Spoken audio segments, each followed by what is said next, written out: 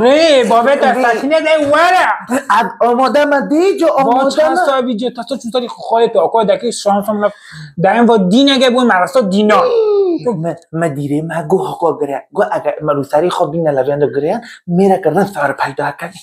خیلی و مثل متا خوابات ها دعوت دکتر نه بوما درست بوما خالتی خواه دیبینو تا خالتی هم لمرسه 20 اگر جماعت 30-40 علی تمه 40-50 اگر مثلا فورا برکا سر مرستا کاریوه سوا اول دائما تعبیر قرآن درات که من توی که اکوی دینی گه تا نه قرآنی مایی نه با قرآنی رفته تو خال هر قرآن بگی دختر جان مادر من نور چشم منی تو به خدا این چه وضعشه تو باید چه اینجوری خودتا کردی بابات ببینه خدا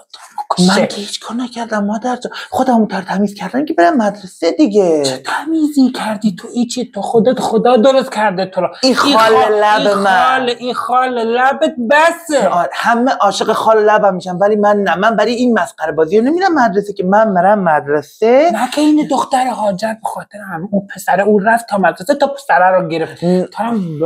بخواهم تو را دکتر شی این خالت مهندس شی آره نه من گفتم من شوهر مهر نیستم من خودم رو درست میکنم میگم برم معلم ما خوشش از ما بیاده هرا تو برای معلم که خوشش ازت بیاد خودت درست میکنی نه من میگم که بگه چی دختر تمیزیه چی دختر معلم تو هم کسی نبود معلم این حرفا نگه پیش کسی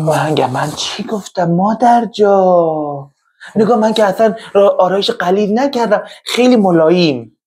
خب ملایم مادر یه کار دیگه مونده بچم بریم مدرسه خب پس من برم آزود آماده شو خب قرامگی دختر جا تو کجا بودی جنازه تو ببرن او چه وضعشه تو امروز مادر پیقای من یکم سیاه گفتم این پیقام یکم بوز کنم